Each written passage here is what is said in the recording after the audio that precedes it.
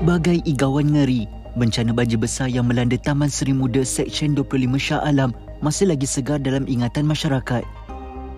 Meski 1 tahun sudah berlalu, namun tragedi Disember 2021 yang mengorbankan lebih 10 nyawa serta kerosakan harta benda kekal menjadi titik hitam yang sukar dilupakan. Setiap kali hujan lebat melanda kawasan itu, perasaan trauma dan takut menghantui penduduk kerana bimbang peristiwa sama mungkin berulang.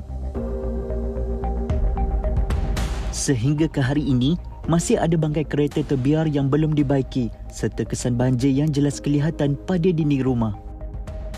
Malah ada antara mereka yang langsung tidak membaiki kerosakan tersebut bagi mengelak daripada berhadapan kerugian yang lebih besar.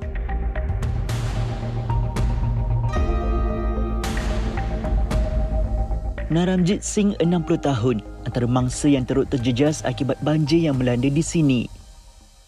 Mengimbas kembali kenangan pahit itu, hujan lebat yang berterusan menyebabkan paras air naik mendadak sehingga menenggelamkan tingkat bawah rumah. Naramjit dan isteri serta 2 anaknya terpaksa melarikan diri ke tingkat 2 dan terperangkap selama 3 hari sebelum diselamatkan pihak bomba. Dapur semua kira dah habis dah. Kita tak bawa pun apa-apa naik atas kan. Tak sangka air akan naik macam itu. Sebab biasa hari kebiasaan dia air dia naik sampai lutut je, lepas tu dia surut balik. Makan tak ada, minum tak ada, So dengan apa yang ada je, bekas-bekas sedikit yang anak-anak simpan ke atas kan, macam biskut ke itu, kita buat ration je lah. Dalam sehari tu makan berapa, lepas tu minuman air tangki je lah yang ada ke atas, air tangki je. Yang kita ada handphone itu pun, handphone kita kena off on. Sebab bila kita nak hantar mesej pada keluarga je, kita on handphone. Mengatakan semua selamat, kita okey dah. Lepas tu off balik. Kalau tidak banyak lagi mesej masuk kan. So kita try conserve dia punya bateri lah. Enggan berputih mata jika bencana banjir besar kembali. Pesara ini lebih selesa untuk hidup bersederhana tanpa kelengkapan perabot yang mewah dan mahal. Dia juga belum bersedia untuk mengecat semula dinding rumah yang terhakis kerana melibatkan kos perbelanjaan yang tinggi. Tak selesa lah. Sebab kita pun buat apa yang ada je lah. Banjir itu dah belanja habis banyak. Bukan rumah belum buat lagi, tapi belanja habis repair kereta, repair sekeliling semua, dah belanja banyak. Kalau lagi sekali kena, susah lah. So sebab itu kita biarkan tengok keadaan macam mana dengan kerja-kerja pembaikan yang diorang tengah buat kan. Kena biasakan diri sampailah ada penyelesaian untuk banjir inilah.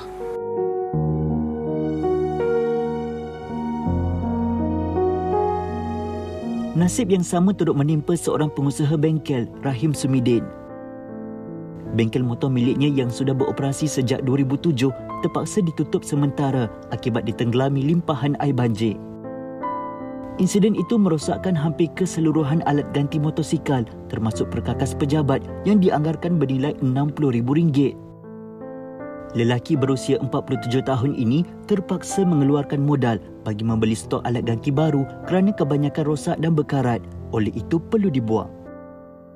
Manakala alat ganti yang masih elok dicuci sebelum dijual kepada pelanggan dengan harga lebih murah. Untuk bangun balik, kita terpaksa masuk barang-barang barulah. Lepas tu yang lama-lama, yang barang yang boleh pakai, kita jual balik pada harga yang murah dan boleh pulang balik kita punya modal sikit, walaupun sikit kita jual jugalah daripada kita buang. Ada yang terpaksa buang, tak boleh jual lagi lah, memang jual habis buruk je lah. Ikutkan memang tak berbaloi lah, tapi benda tu dah terjadi kan, kita tak boleh buat apa. Tak nak terpaksa kita jual juga dengan harga yang murah. Kalau kita jual harga biasa, siapa nak kan, dah kena air banjir semua kan. Pengalaman banjir besar yang berlaku menyebabkan kebanyakan penduduk lebih berjaga-jaga serta sentiasa bersiap sedia terutama pada hujung tahun. Pihak berkuasa tempatan juga menggerakkan inisiatif bagi mengurangkan risiko bah besar terutama di kawasan pintu kunci air di Taman Seri Muda yang menjadi faktor utama kepada kejadian buruk yang lalu. Sistem yang direka bagi mengawal lebihan air gagal berfungsi dengan baik selain kerosakan pada salah satu pam dan menyebabkan air melimpah dan bertakung ke kawasan taman. Kini sistem tersebut sudah dibaik pulih manakala satu lagi pam tambahan turut diletakkan bersebelahan dua pam lama. Bukan itu sahaja, kerja pembaikan dan pengukuhan ban di sekitar tebing Sungai Klang juga turut dijalankan supaya paras air sungai kekal pada tahap yang selamat. Selain daripada kerja penyelenggaraan di pintu kunci air Taman Seri Muda, ini juga adalah projek terbaru yang dijalankan oleh pihak kerajaan negeri untuk membantu mendalamkan Sungai Klang supaya isi padu air sungai yang dapat ditampung bertambah lebih banyak, terutama jika berlakunya pertembungan air pasang laut dan juga hujan lebat. Dan jika anda boleh lihat, di pelampung berwarna oranye itu sebenarnya terkandung paip yang membawa hasil tanah ataupun lumpur yang dikorek ke bahagian atas supaya sisa-sisa tersebut tidak kembali ke dalam sungai sekiranya dibawa hujan lebat.